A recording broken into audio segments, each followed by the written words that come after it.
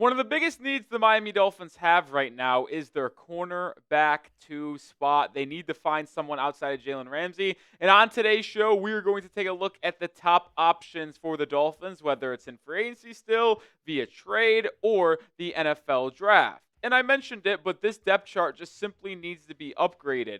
Kader Kohou is returning as the nickel, Jalen Ramsey as CB1, but there is no CB2. There just isn't. I don't trust Ethan Bonner. I don't trust Storm Duck. I certainly don't trust Cam Smith. And the signing of Artie Burns was nothing other than just a nice depth piece. There isn't going to be a spot for him to be a starter. And when you think about everything that the Dolphins have and need on this roster, I would make an argument that that CB2 spot is the top need. I would compare it to defensive line. I'd go defensive line and quarterback 2 as a 1A, 1B need. And then safety and left guard as that next 2 spots at the 3-4 range. But with this CB2 spot being such a need, I want to look at some of the top targets for the Dolphins in the draft, free agency, and the trade market. But let me know your thoughts. How should the Dolphins get their next CB2?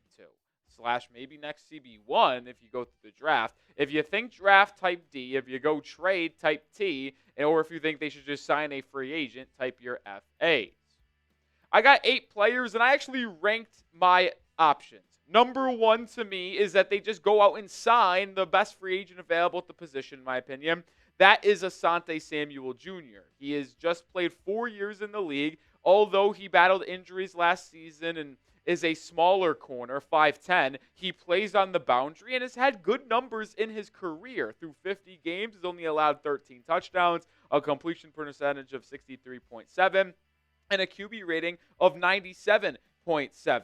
Yeah, I did just mention he's got injury concerns. He's dealt with concussions in the past. He's dealt with some other injuries as well. So it would be a little bit of a gamble if you signed him, which is why he probably is still a free agent. But the dude can still play. He's a solid man-to-man corner. I think he would fit Miami's defense exceptionally well. And if he's still out there right now, that means you probably can sign him for a relatively cheap price tag, which is what Miami needs to do, at least with one of these top needs, is get a starter at a cheap price. I think signing Asante Samuel Jr. and then being able to just go towards the draft with the trenches and safety in mind is the best outcome. But if they don't do that, my top outcome, if they don't sign Asante Samuel Jr., is to use the 13th overall pick on Will Johnson, the cover corner from the Michigan Wolverines. And if you've watched our content over the past week or so, you might have known that I am starting to get higher and higher on the idea of drafting Will Johnson with the 13th pick. I understand a lot of people are still going to want to go offensive line, but I think Will Campbell and Armand Bembou are going to be off the board in the first 12 picks, and those are the only 2 offensive linemen I'm spending a top 15 pick on. There's a lot of good DBs in this draft, but I think Will Johnson is head and shoulders above all of them, specifically at the cornerback position. You look at what he did in 2023, he was absolutely astounding, leading that Michigan Wolverines defense that won the national championship. Battled injuries in 2024, hamstring injury, but still played exceptionally well when he was on the field for those 6 games. If you are looking for a lockdown CB2 and then someone to take over for Jalen Ramsey as your CB1 for the next, hopefully, 7 to 10 years, I think the only one that I would confidently say that for in this draft class is Will Johnson. I think if Travis Hunter committed to only playing corner, I would have him above Will Johnson, but the concerns there are he obviously still wants to play wide receiver, and he's going to go top 4 in the draft anyway, so there's no reason talking about Travis Hunter. Now, hypothetically, there's a world out there where Will Johnson goes in the top 12, both Armand Bembou and Will Campbell go in the top 12, and the Dolphins are stuck in a rock and a hard place where maybe they don't have a good trade down option, but they still want to take one of the top defensive backs available. They could go with a safety in Malachi Starks or Nick Emenwari, or they could take the versatile Jahdae Barron from Texas. That would probably be my number 3rd choice here if Johnson was off the board. We've talked about Barron a lot on the channel. He is a very interesting and fascinating prospect. He is versatile in a lot of ways. I mentioned it. Over the course of his career at Texas, he played boundary corner. He played in the nickel. He played a little bit of the safety position as well. Like, no one knows what exact position he is going to play in the National Football League, and I don't hate that. Like, if I'm getting Barron, I'm getting at worst our CB2, or I'm getting at worst our fourth or fifth safety that can compete for one of those starting roles. Like, how could you not like that? How could you not be a fan?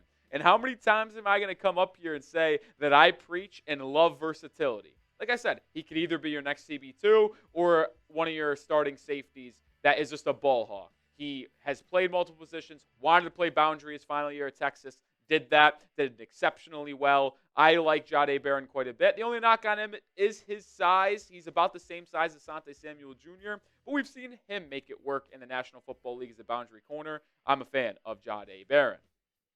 I tell you what, folks, no matter when it happens, it will happen. The Dolphins will make a move for CB2, whether that's drafting someone on night 1 or day 2 of the draft or signing one in NFL free agency. When that happens, we will make a video. We will have you covered, so hit that sub button right now. An underrated way the Dolphins could address corner. How about a trade? How about Greg Newsome from the Cleveland Browns? Probably the top corner that could be on the move. Now, there are some possibility is maybe Trayvon Diggs being dealt from Dallas, but I really wouldn't want to be going in for Diggs anyway for the price tag that you'd have to pay him and for trading for him.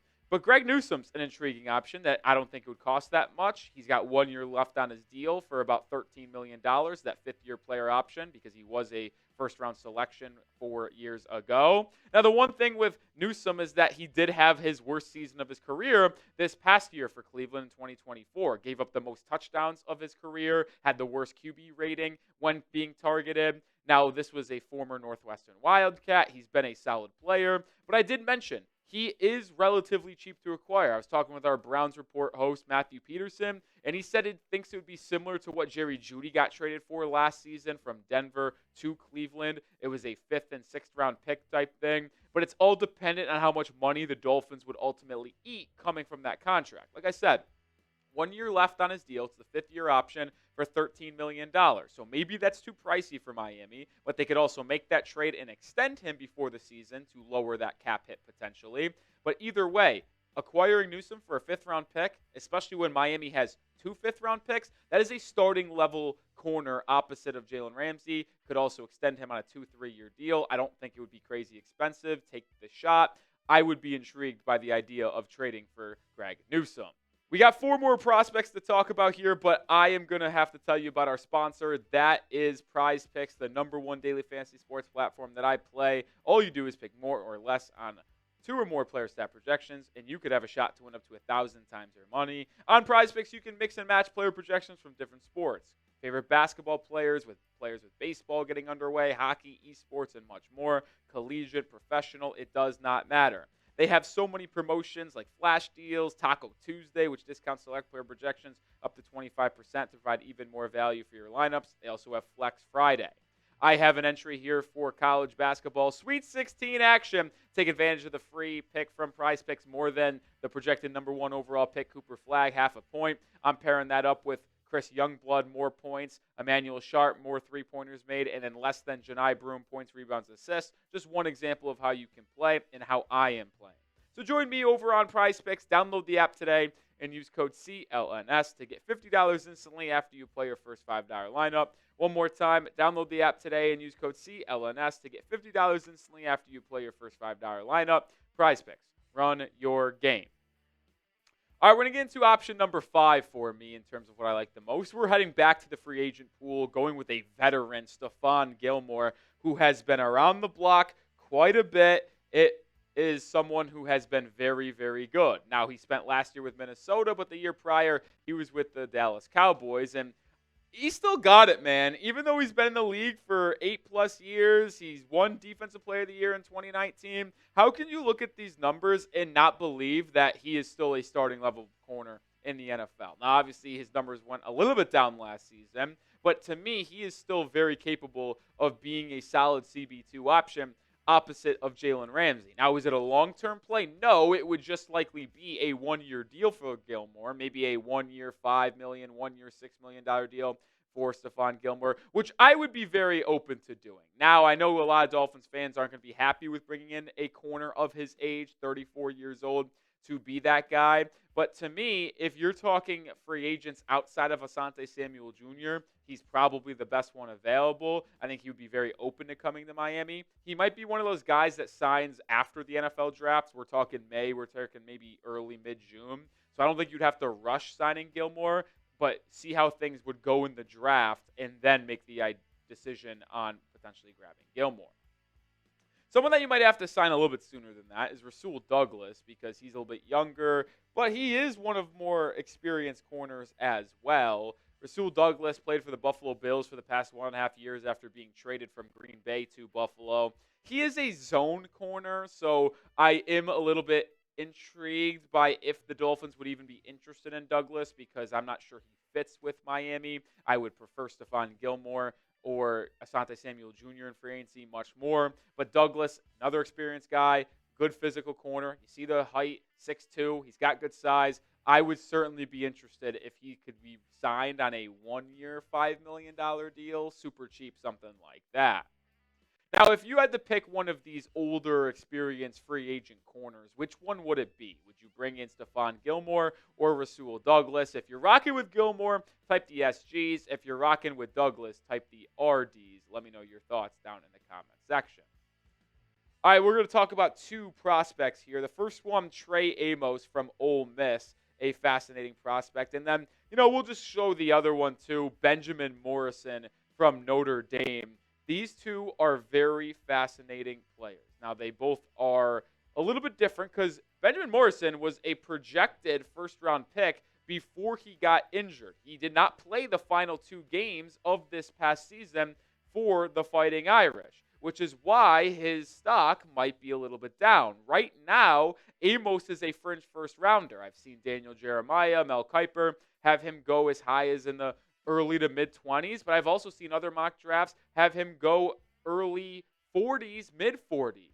Benjamin Morrison has been firmly in the day 2, but it could be right at the top in the 30s. It could be right at the end of the first or second round, around the 50, 60 range because of that injury. Morrison only played 314 snaps, but coming into this past year, he was looked as the number 2 corner behind Will Johnson.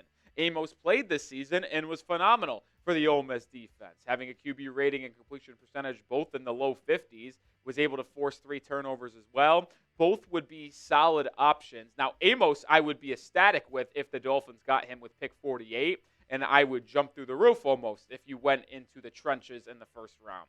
Same thing could be said with Benjamin Morrison, but I would be probably concerned with the idea of Amos being there at 48. He's likely going in late first round, at least early second round, but maybe the Dolphins trade up for Amos. These are just 2 other options. Honorable mention, you could talk about Siobhan Revel from East Carolina. There are a couple solid day 2 corners. Mentioned those 3. Mentioned Thomas from Florida State, potentially Maxwell Harrison from Kentucky.